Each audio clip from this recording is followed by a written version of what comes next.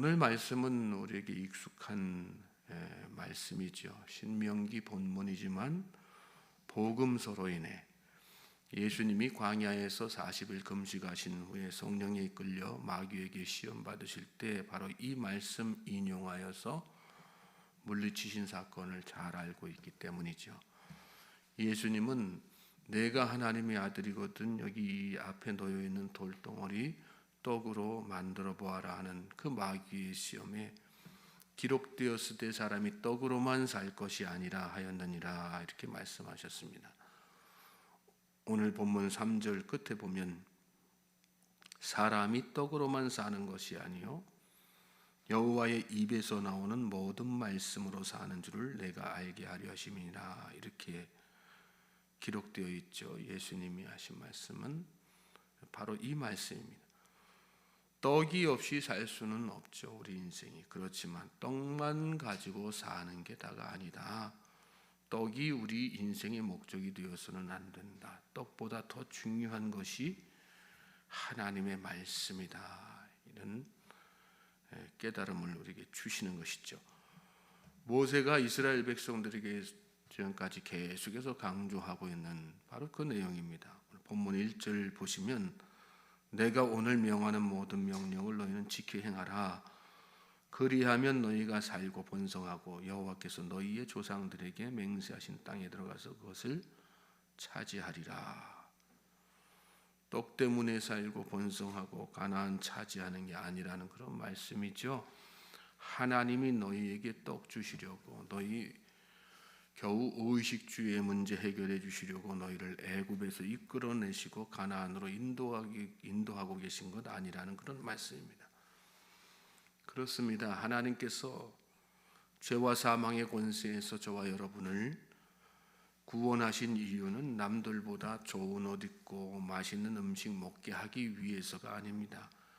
하나님의 말씀에 순종하는 백성, 하나님의 말씀으로 사는 백성, 하나님의 그 말씀으로 가나안을 차지하는 백성. 가나안을 차지한다는 것은 무슨 뜻일까요? 젖과 꿀이 흐르는 삶을 사는 것이죠. 천국의 삶, 영생의 삶을 사는 것이죠. 예수님의 천국 비유 가운데 천국은 침노하는 자들의 것이니라 차지하는 거 이야기하셨지 않습니까? 누리는 거죠. 차지하는 거죠. 천국된 삶은, 영생의 삶은. 하나님은 그 영생의 삶을 우리에게 누리게 하기 위해서 하나님의 말씀을 주신 것입니다. 많이 가져서 살 수 있는 게 아니죠. 그런 삶은 세상의 성공으로 살 수 있는 것도 아니고 무엇으로? 하나님의 말씀으로. 대부분의 사람들은 그걸 깨닫지 못하지 않습니까? 세상적인 것들이, 돈이, 먹을 양식이, 의복이, 큰 집이 우리에게 그런 삶을 가져다 줄 거라고 생각하고 그것 가지면 우리가 그러한 삶을 누릴 거라고 생각하거든요. 착각이죠. 하나님은 착각이라고, 그것이 얼마나 큰 착각인지 깨닫게 하세요. 하나님은 우리에게 그러한 삶을 살게 하시려고 구원해 주신 것입니다. 믿습니까? 또 이스라엘 백성들도 그래서 애굽에서 이끌어내신 것이죠. 그러나 이스라엘 백성들은 그것을 깨닫지 못합니다. 그래서 먹고 사는 문제에만 매달려 삽니다. 먹을 양식이 없어서 불평하고 마실 물이 없어서 원망하고 도리어 그것 때문에 과거의 애굽의 노예로 살던 그 생활을 막 그리워하는 그런 삶을 사는 거죠. 오늘 우리로 말하면 무엇입니까?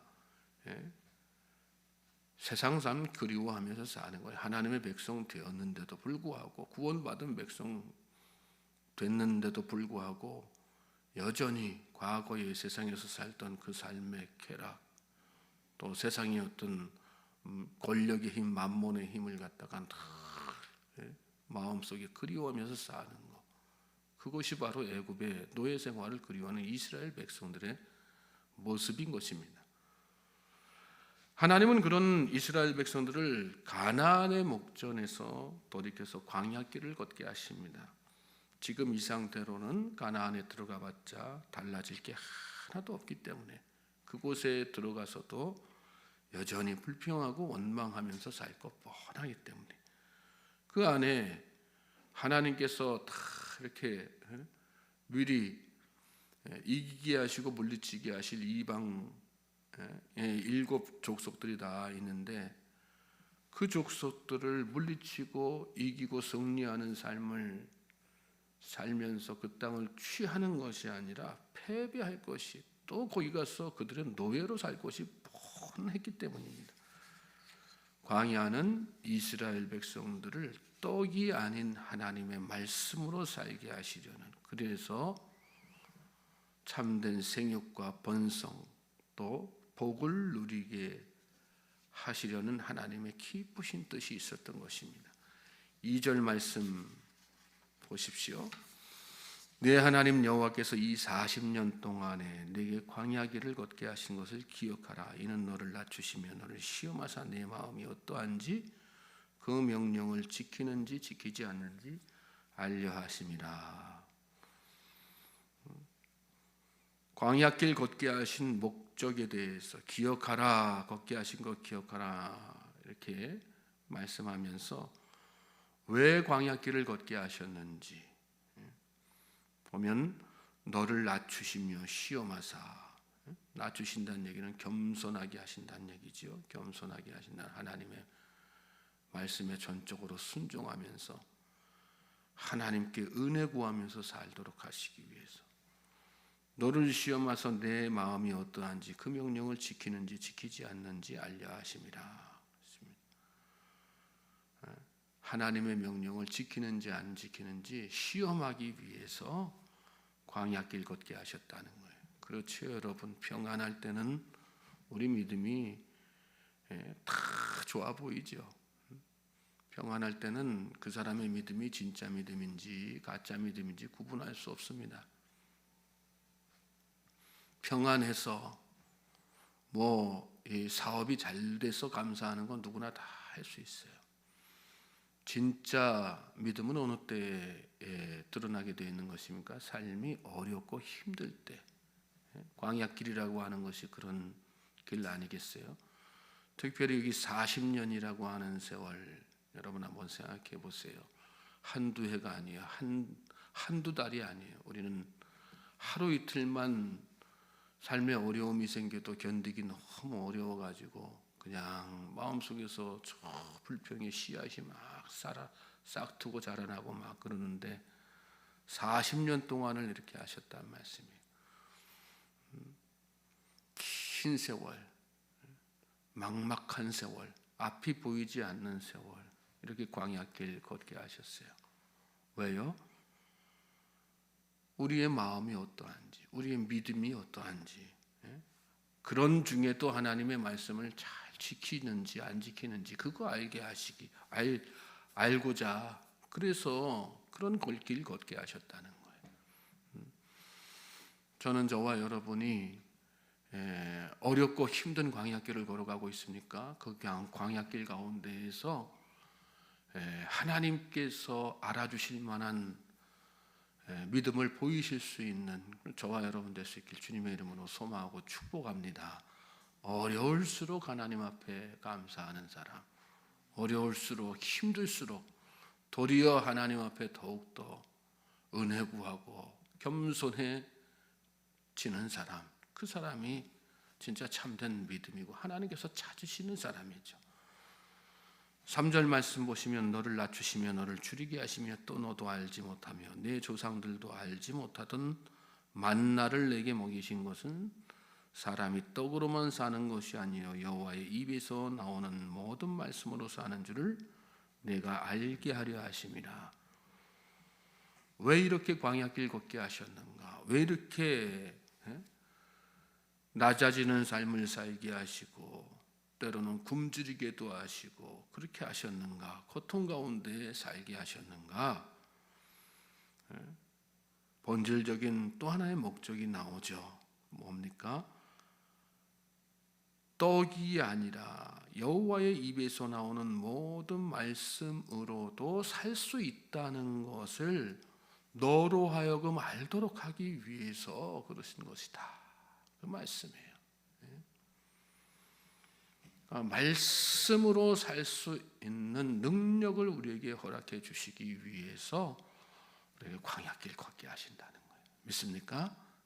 하나님의 놀라우신 은혜와 섭리가 있는 것입니다.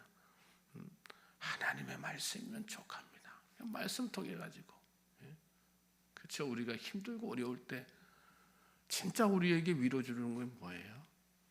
하나님의 말씀이거든요. 우리가 절망 가운데 있을 때, 고통 가운데 있을 때 나를 살리는 건 뭐예요? 사실은 하나님의 말씀이거든요. 그 말씀의 은혜를 깨닫는, 그 능력을 깨닫는 사람은 삶에 아무리 힘들고 어려워도 감사가 넘치죠. 말씀으로 인해서 힘을 얻고, 또 뭐 말씀 통해서 나를 그런 삶을 누리게 하시는 하나님의 그 깊으신 경륜과 섭리와 계획을 알기 때문에 하나님 앞에 감사하는 거 아니겠어요? 힘들수록, 어려울수록, 고통스러울수록 그 안에 감추어진 하나님의 이런 놀라운 신비와 계획들을 깨닫고 하나님 앞에 감사하며 살 수 있는 저와 여러분 되시길 바랍니다.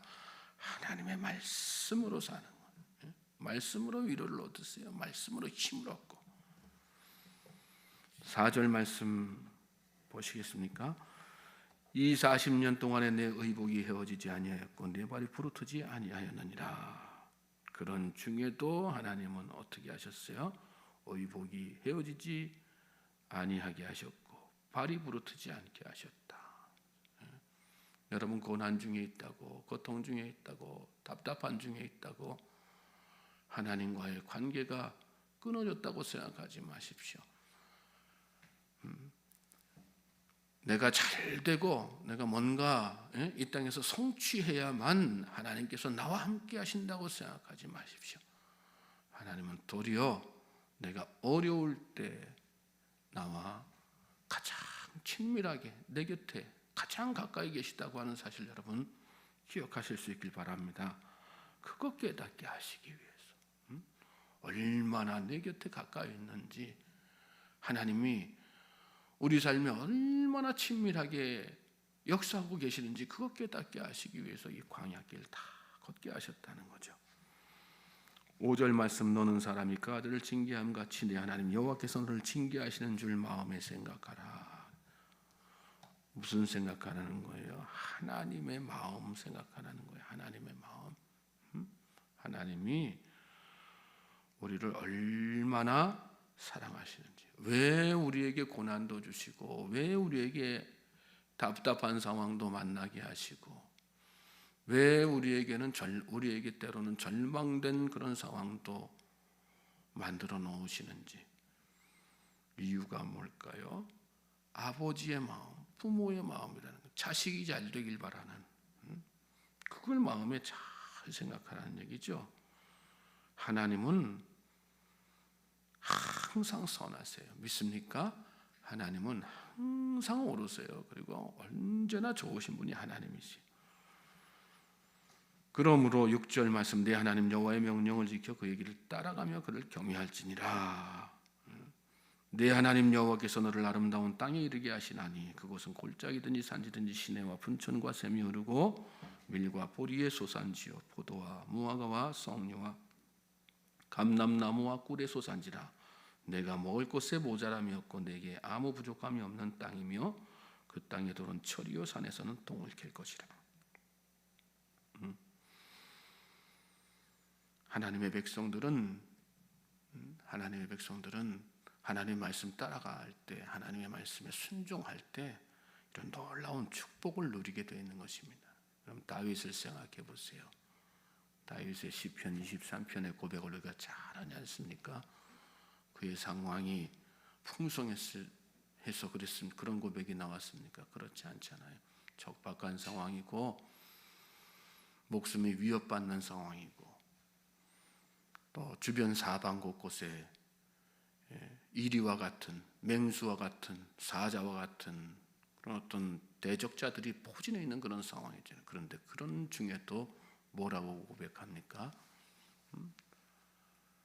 하나님 앞에 감사와 찬양과 영광을 돌리면서 여호와는 나의 목자시니 내가 부족함이 없으리로다. 부족함이 없다고 그렇게 고백하지 않습니까? 10절 말씀, 내가 먹어서 배부르고 내 하나님 여호와께서 옥토를 내게 주셨으므로 말미암아 그를 찬송하리라. 하나님께서 우리를 창조하신 목적, 우리를 택하신 목적, 하나님을 찬송하는 백성 되게 하시려고 그렇게 우리를 창조하시고 택하셨다, 이렇게 말씀하셨거든요. 하나님의 말씀을 따라가며 말씀 안에 순종하며 사는 저와 여러분 되시길 바랍니다. 하나님의 말씀이면 족합니다 하는 믿음의 영적 어떤 성장의 단계까지 나아갈 수 있기를 기도하십시오. 그리고 간구하십시오. 소망하십시오.